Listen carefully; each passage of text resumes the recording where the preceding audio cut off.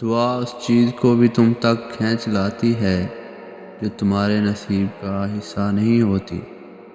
معجزے یقین کے دھاگے پر ٹکے ہوتے ہیں۔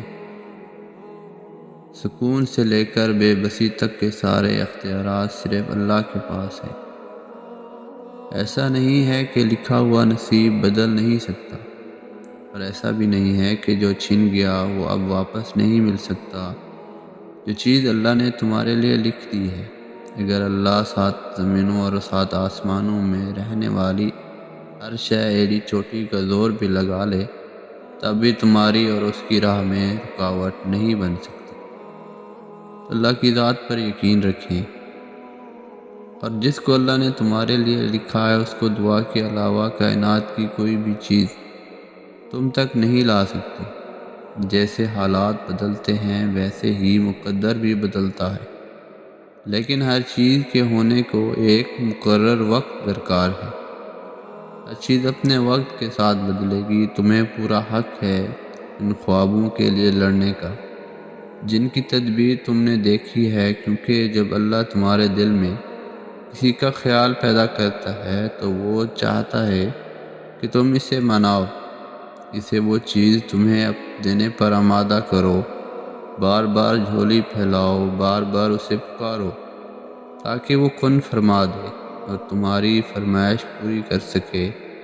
مانگنے کا حق اس نے تمہیں دیا ہوا ہے، جبکہ اس نے سورۃ العمران میں بھی فرما دیا ہے کہ دعا پہاڑوں کو بھی ان کی جگہ سے سرکا سکتی ہے، تو قبولیت کا شک تو بنتا ہی نہیں۔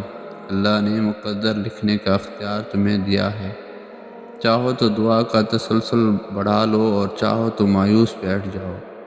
مت بھولو کہ تمہارا کام صرف التجا کرنا ہے، تدبیریں تو وہ خود نکالتا ہے۔ جب وہ کسی کام کے ہونے کا سوچ لیتا ہے تو اس کام کے مکمل ہونے کا اشارہ کر دیتا ہے، بس پھر جو ممکن ہو اور جو ناممکن ہو جاتا ہے۔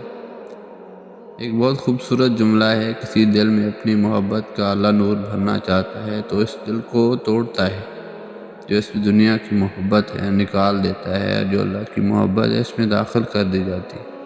تو اگر اللہ تعالیٰ آپ کو آزما رہے ہیں، آپ پہ مشکلات ہیں، آپ کسی سٹیج پر ہیں، آپ پریشان نہ ہوں، آپ کسی بھی قسم کی بے سکونی میں ہیں، ایک بات یاد رکھیں، اللہ تعالیٰ آپ کو ٹیسٹ کر رہے ہیں۔ اللہ تعالیٰ چاہتے ہیں آپ کو اپنے پاس لائیں۔ بعض اوقات زندگی ایسے موڑ پر لا کھڑا کرتی ہے کہ ہمیں کسی شخص پر اعتماد نہیں رہتا، ہر رشتہ بے معنی لگتا ہے۔ انسان مایوسی کے دلدل میں اس قدر دھنس جاتا ہے کہ کوئی امید نظر نہیں آتی، کوئی سہارا نظر نہیں آتا۔ ایسے میں قرآن کیا فرماتا ہے؟ لا تحزنوا ان اللہ معنا، غم نہ کرو، اللہ تمہارے ساتھ ہے۔